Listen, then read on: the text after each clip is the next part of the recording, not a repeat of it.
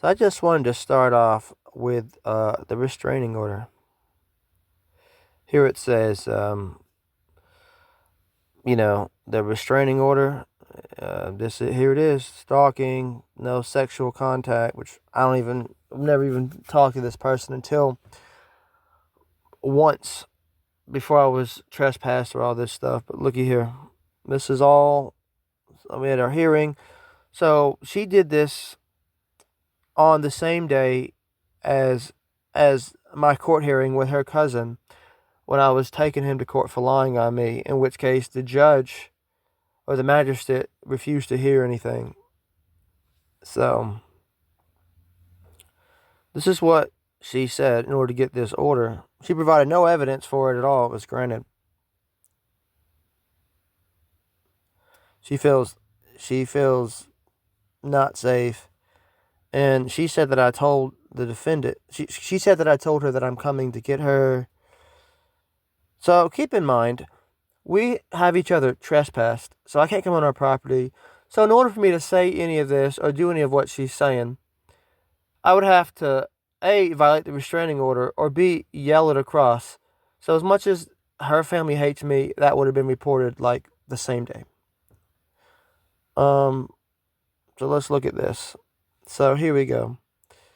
The hearing that she had set, and it's been continued many times, was on the same day that I was meeting with a lawyer. Because I had to meet with a lawyer to pay him to represent me because I knew they were going to try some shady stuff. So I missed that appointment because I was sitting in court all day dealing with this false report. And so she doesn't even live there. But apparently, on multiple occasions, I verbally threatened or harassed her. So, and her grandmother has dementia. By the way, that's what they say. When my wife first met them, she said that, and it's like, we don't believe what she says, but now all of a sudden, believe what Grandma says when it comes to me. So, uh, so there's that, and so they granted it. They found probable cause, despite her producing no evidence of me doing any of this stuff. I know they didn't have any evidence because I've never been over there. I think I was over there once actually, and this is after she came. She came like harassing me on my post because I was seeking help. Here we go. So here's her messaging. Here's her commenting on our post, uninvited. She's talking about race because, oh yeah, we definitely say they're racist because her grandma would say stuff about black people all the time, not knowing that I was biracial. And she's mentioning her husband being a combat veteran, which is kind of irrelevant to the situation. So, and then, so here's her again. Oh, here's my wife, um, kind of explaining, the situation. So I'm not gonna go into that. You guys can pause it if you want, but I've never commented. It was all my wife and Mitzi. Nothing illegal with that. Just saying. She's so focused that I'm lying. My wife clearly, I was at court. He and she's talking about how Jeff lied, and so yeah.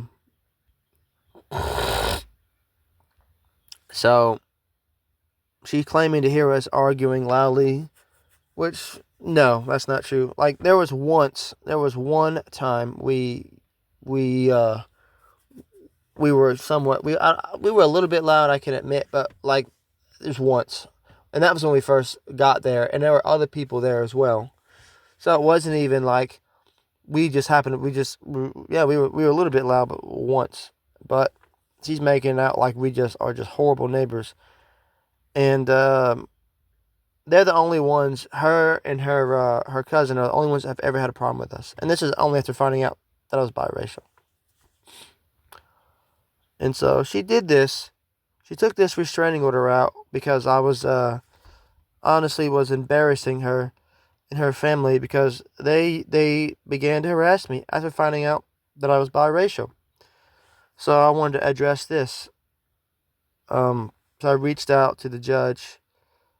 I'm writing regarding my upcoming hearing about Mitzi Gunn, the numerous false statements she has made about me. And so she got the restraining order. I'm just gonna skip past it. But she acknowledging she got the restraining order not out of being fearful, but just out of spite. And so look, on or around August 1st, 2024, I visited the grandmother's residence where she frequently spends time to clarify that I had no intention of causing problems and was merely seeking accountability for what transpired. Following that visit, she had me trespass, and in response, I trespassed her and her family as well. Since that incident, I have had no further contact with her. On Christmas Eve, she came to my house regarding her cousin's dog, Jeff, getting out and wanting to see camera footage. So there's me explaining everything. And so it's like the harassment, that they've just been, doing to us. And so she's, basically she received the email or whatever, but we're not allowed. She didn't do anything. And so we filed complaints. I'm trying to find everything, but it's tough. So I'll bring it up again. But so we filed these complaints. Here we go. And so, and this is a judge is supposed to see this, and so it's like we have proof of the government, trying to keep this. Look at that. This is unconstitutional. Just so everyone knows. Unconstitutional, and I'm still trying to abide by it. Unconstitutional. And then I'm right here, showing how that I notice how they say that I was advised not to contact the town of Gibsonville, which is it's not illegal to contact them. That's why they're saying advice. And so this is after their officer harassed me. So this is the police chief. His Facebook page, which I've been blocked from. So Irene Finelli is an alderman. Also, she's on the list of people that had me banned. John Cox was my lawyer. Facebook friends with this person, and didn't tell me. It's unethical. And look at this. This is an email that I sent citing that, that they knew, the court knew that they were lying. John Cox knew. So John Cox was saying that he was able to find a recording of somebody calling when my previous lawyer didn't, but he couldn't produce it. And it was only after, I complained. But you see all this?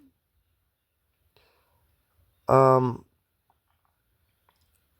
I'm just trying to get help and expressing the situation.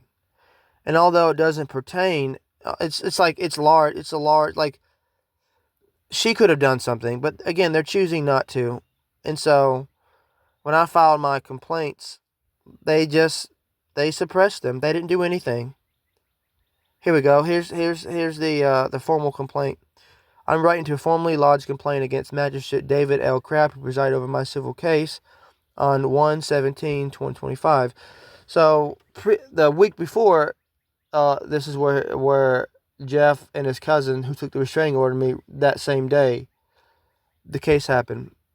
So here we go. Denial of continuance.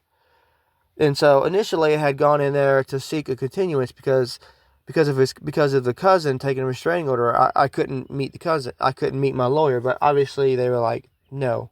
So that's fine, but I still had the evidence. So I wasn't able to present my evidence and so they didn't acknowledge, they didn't discredit. But it was acknowledged that, yeah, he didn't do any of this stuff and that he was biased. And so I'm asking for, them to strike the order and to let me have a fair trial. And J.D. Holland refused to. Now I have to appeal, in which case it's like it costs money to appeal.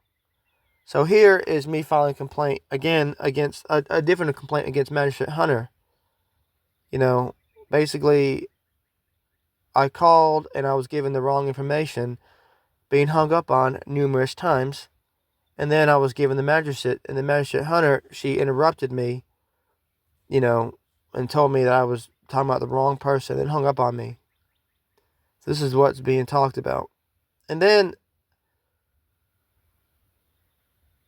I have all this stuff, and they've chosen not to do anything.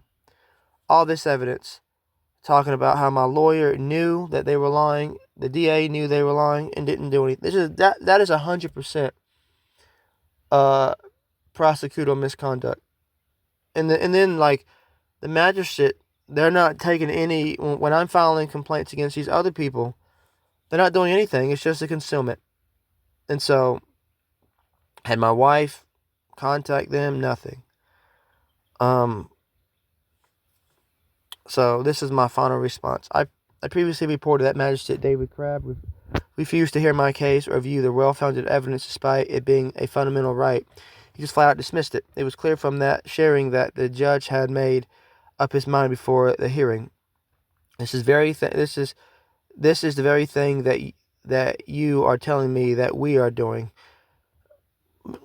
which is fair. How's that any different? I shouldn't have had to pay to appeal when I wasn't even heard on the matter. Since no one has taken any action to give me an actual trial, I'll be taking this up with the higher authorities and filing a complaint in a lawsuit if necessary. I understand about the ex parte, but the concerns about Magistrate David Crabb have clearly been disregarded. There's no need to respond unless you are going to give me I had a lot of typos, but give me a court date just to view the evidence. But I wanted to show one more thing. So in terms of like me being trespassed. So here's the letter. And what it says is the Board of Aldermen of the town of Gibsonville, North Carolina, has become aware of your conduct, statements, habits, and have decided to ban you from all the town of Gibsonville, North Carolina owned property. If it becomes necessary for you to conduct business, I have to call. And so these are all the people that were at the town meeting when I filed when basically I had complained. And so this is retaliation. So when he says conduct, what he means is me publicly talking about this. This is an attempt to conceal misconduct 100%, and this is what I faced. So I just wanted to share this information in this recording now.